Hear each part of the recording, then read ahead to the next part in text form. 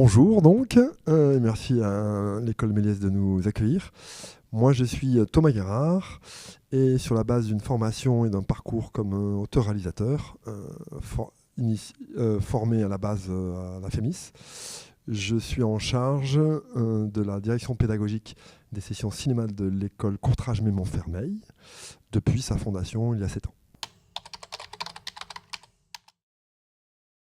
L'école de Courtrage-Montfermeil, c'est une association qui a été fondée par le cinéaste Lajli, qu'on connaît notamment pour Les Misérables, qui a eu son César, qui a été aux Oscars, qui a eu un prix à Cannes, et depuis Bâtiment 5. C'est issu du collectif Courtrage-Mé, qui est un collectif de créateurs de cinéma, mais même au-delà, qui était fondé par Romain Gavras, Toumani Sangaré, Kim Chapiron en 1995. Notamment en s'appuyant sur le déclic de La haine, le film de Kassovitz, qui est devenu le parrain en quelque sorte du collectif, puisqu'il y avait l'envie de filmer les quartiers populaires depuis les quartiers populaires. Le collectif s'étant fait connu plutôt pour des films très potaches, très punk, très provoques, fabriqués par toute une bande de garçons qui faisaient du cinéma sans demander l'autorisation à personne, et en s'appuyant sur les nouvelles technologies numériques et la GoPro.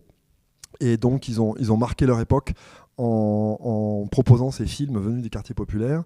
Et Lajli, quand il a lui-même intégré le collectif, il a eu envie très tôt de transmettre cette chance qu'il avait d'avoir eu la flamme du cinéma pour un peu lui servir de guide.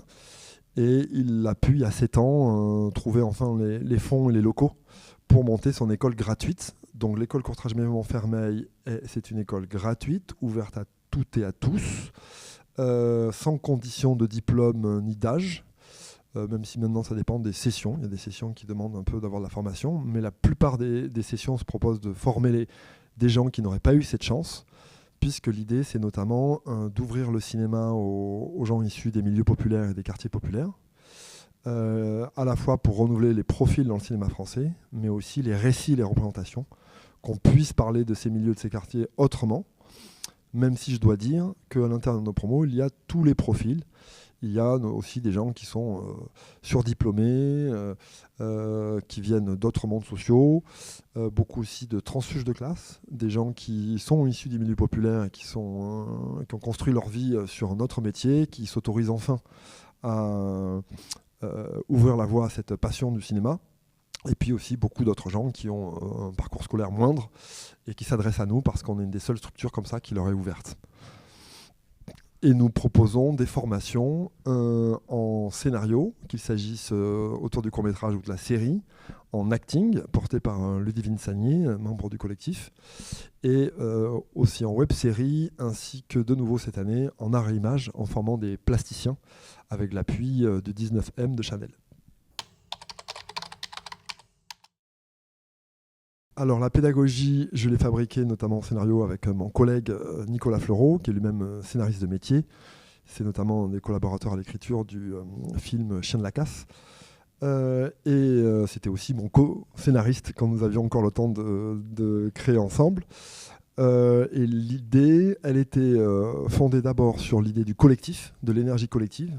Et par exemple, les films qui vont être projetés ce soir, c'est des films réalisés à 6, ce qui est une expérience un peu unique dans l'univers des écoles, où ils se mettent d'accord ensemble sur une sorte de charte esthétique du film.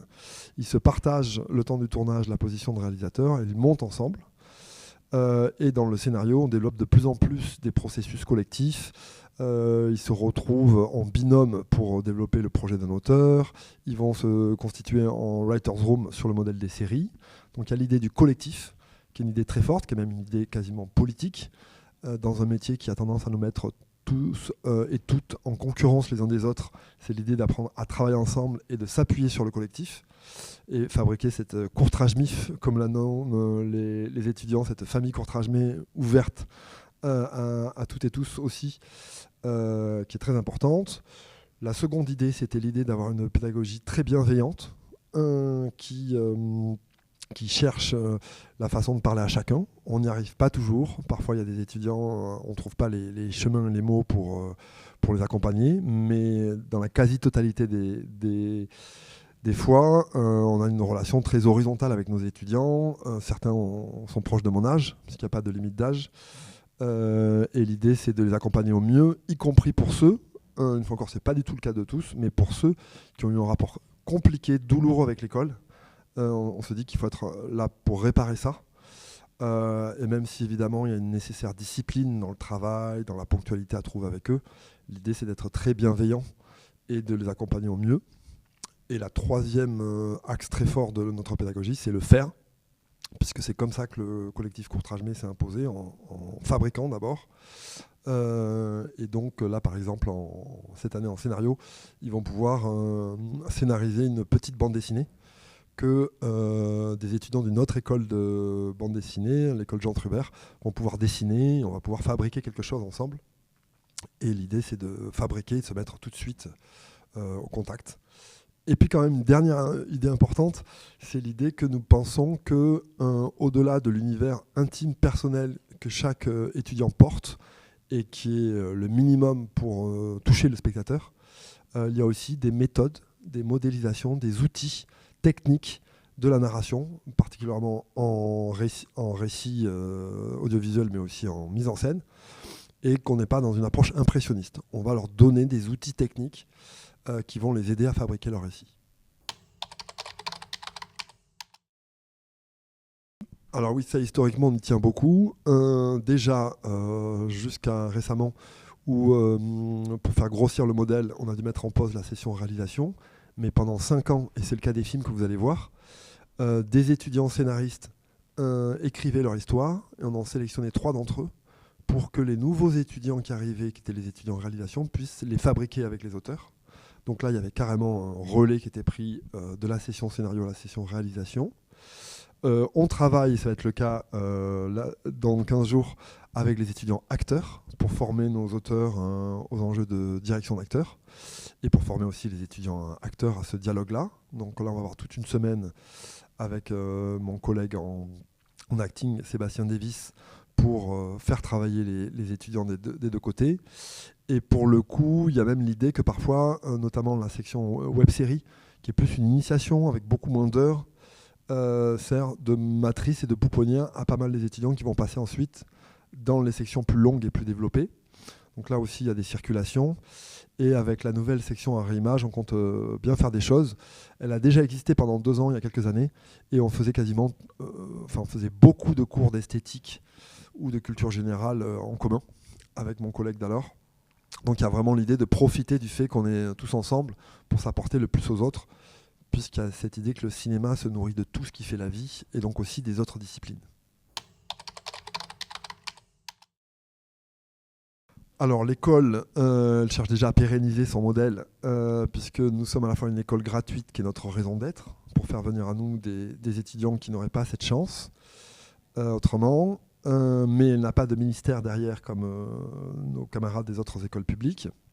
Donc il faut qu'on trouve des mécénats, des subventions qui nous permettent de nous perpétuer. Mais par exemple, là il y a l'idée de se développer avec des partenaires éditeurs dans la bande dessinée pour ouvrir l'écriture de scénarios du cinéma vers la bande dessinée, où il y a ce même enjeu d'ouvrir la sociologie des auteurs et du coup les types de récits, de représentations. Donc ça, là, on est en train de s'ouvrir à la BD. Cette année, donc, là, il y a une section série, qui est une sorte de spécialisation en scénario. Ça demande des étudiants un peu mieux formés pour le coup, à la base, qui vont apprendre à écrire pour ce marché très important, et aussi ce champ d'expression qui est la série, qui ne fait qu'exploser. C'est aussi la première année de la nouvelle session art-image avec le 19M, ce bâtiment des artisanats de luxe de Chanel. Et donc on est en train d'essayer de se développer tout azimut. Et je dois dire aussi que dans notre histoire, nous avons vu des petites sœurs en quelque sorte nous rejoindre, puisqu'il y a 3 autres structures autonomes qui sont Courtrajmé Marseille, dit Courtrage Mars, qui forment de leur côté, Courtrajmé Dakar, au Sénégal, qui rayonne sur toute l'Afrique de l'Ouest, et depuis presque 2 ans désormais, Courtrajmé Caraïbes, en Guadeloupe, et qui rayonne sur toutes les Antilles françaises. L'artisan de l'image, qui est le slogan en quelque sorte de l'école Méliès, pourrait nous aller aussi bien.